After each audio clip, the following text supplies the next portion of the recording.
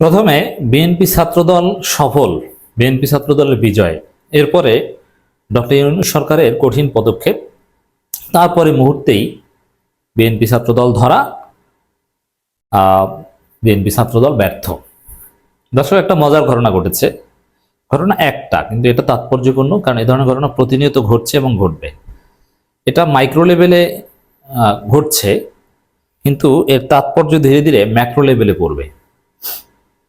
একটা খবর, নাটোরে থানা থেকে ছিনিয়ে নেওয়া ছাত্রদল নেতা ঈশ্বরদীতে গ্রেপ্তার। শুধু একজন না, বিএনপি ছাত্রদলের আরো মোট 4 জনকে গ্রেপ্তার করা হয়েছে। এটা হয়তো আরো বাড়বে।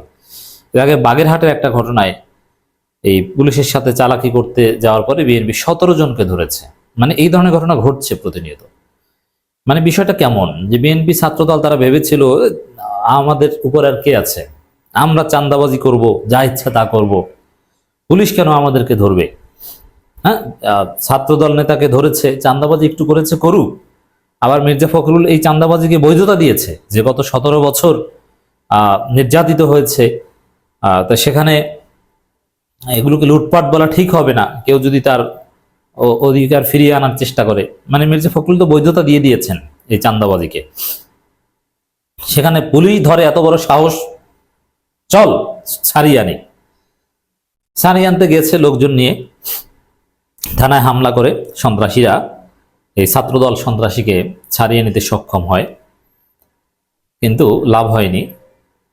ডক্টর ইউনূস সরকারের পক্ষ থেকে কঠিন পদক্ষেপ, অন্য জেলা থেকে খুঁজে প্রযুক্তি ব্যবহার করে এই সন্ত্রাসীদেরকে ধরা হয়েছে। কোন থানায় এই বিএনপি ছাত্রদল সন্ত্রাসী যদি 100 জনে মিলে হামলা করে 100 জনকে ধরা হবে, একজনকেও ছাড়া হবে না। জাতীয়ভাবে যদি ডক্টর ইউনূস সরকারের উপর হামলা করে বিএনপি সন্ত্রাসীরা, ওই দুদু শামসুজ্জামান, দুদু ফজলুর রহমান বের হয়েছে না আওয়ামী লীগের স্টাইলে, কেউ ছাড় পাবে না। এটা মাইক্রো লেভেল থেকে ম্যাক্রো লেভেলে যাবে, আমরা বিশ্বাস করি। এরকমই প্রথমে যথেষ্ট ধৈর্য ধারণ করবে সরকার, বিএনপিকে ছাড় দিবে। এরপরে যখনই তারা সন্ত্রাস করবে, তখন আর ছাড় দিবে না, কঠিন পদক্ষেপ নিয়ে তাদেরকে পাকড়াও করবে। সামগ্রিক রাজনীতিতে আপনারা এই চিত্রের প্রতিফলন দেখতে পাবেন। বিএনপি ভুল করলেও সরকার কিছুটা ঢিল দিবে, কিন্তু লিমিট ক্রস করলে সরকার কঠোর হয়ে ধরবে।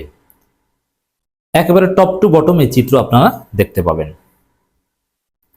নাটোরের লালপুর থানা থেকে ছিনিয়ে নেয়া জেলা ছাত্রদলের যুগ্ম সাধারণ সম্পাদক, এটা কিন্তু বড় পোস্ট, জেলা ছাত্রদলের যুগ্ম সাধারণ সম্পাদক, চিন্তা করেছেন? রুবেল উদ্দিনকে একদিনের মাথায় পাবনা ঈশ্বরদী থেকে ফের গ্রেপ্তার করেছে নাটোর জেলা পুলিশ। এর মানে ছাত্রদলের বিএনপির বড় বড় নেতারা আকাম করে, কিন্তু গ্রেপ্তার করতে দিবে না, কিন্তু গ্রেপ্তার হবে। বুধবার গত 9 এপ্রিল দুপুর 2টার দিকে ঈশ্বরদী ইউনিয়নের বিমানবন্দর মোড় এলাকা থেকে তাকে গ্রেপ্তার করা হয়।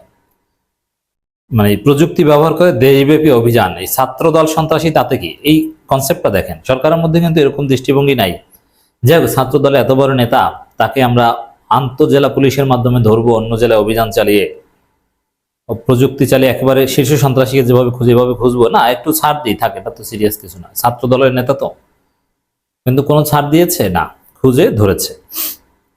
মানে সন্ত্রাসীদেরকে এই সরকার ছাড় দিচ্ছে না, দিবে না।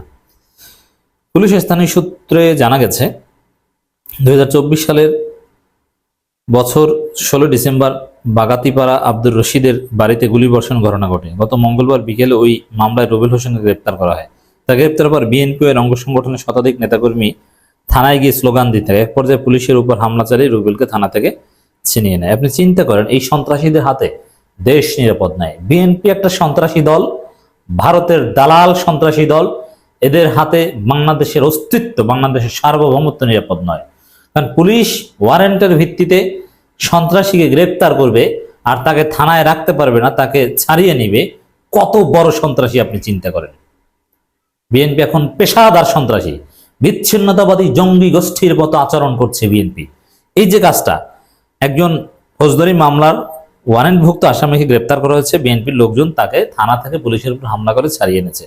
এটা বিচ্ছিন্নতাবাদী, উগ্রবাদী সংগঠনের মতো আচরণ। তো বিএনপি এখন ওই জেএমবি টাইপের উগ্রবাদী সংগঠনে পরিণত হয়েছে। জনগণ এদেরকে উচিত জবাব দেবে নির্বাচনে।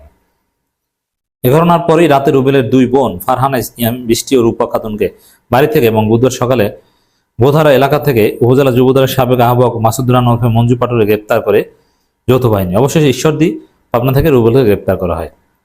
লালপুর থানার ভারপ্রাপ্ত কর্মকর্তা ওসি নাজমুল হাসান জানান, মঙ্গলবার দুপুরে জেলা ছাত্রদলের যুগ্ম সাধারণ সম্পাদক রবিউল উদ্দিনকে বাগাতিপাড়া উপজেলা বিএনপি নেতার বাড়িতে গুলিবর্ষণ। ভাগ্য ভালো যে এটা বিএনপির দুই গ্রুপের সংঘর্ষের ঘটনা। সাধারণ মানুষের উপর হামলা ঘটনা ঘটলে হয়তো বা এই গ্রেপ্তারের সুখবর আমরা পেতাম না। মামলায় গরিপুর গ্রাম থেকে গ্রেপ্তার করা হয়, কিন্তু দুপুরে থানা চত্বরে ছাত্রদল ও যুবদলের অর্ধশতাধিক নেতাকর্মী উপস্থিত হয়ে রুবেলকে ছেড়ে দেওয়ার জন্য চাপ দেয়। পুলিশ অসম্মতি জানালে তারা হট্টগোল শুরু করে এবং এক পর্যায়ে রুবেলকে ছিনিয়ে নিয়ে যায়। তাকে ঈশ্বরদী থেকে আবারও গ্রেপ্তার করা হয়। এ কারণে মঙ্গলবার রাতে 35 জনের নাম উল্লেখ সহ অজ্ঞাতনামাদের বিরুদ্ধে মামলা দায়ের করা হয়। ভিডিও ফুটেজ বিশ্লেষণ সহ সবগুলোকে গ্রেপ্তার করা হবে। তো দর্শক, এটা মাইক্রো লেভেলে হলো এই চিত্র, সামগ্রিকভাবে এর একটা প্রতিফলন আপনারা দেখতে পাবেন। Wait and C.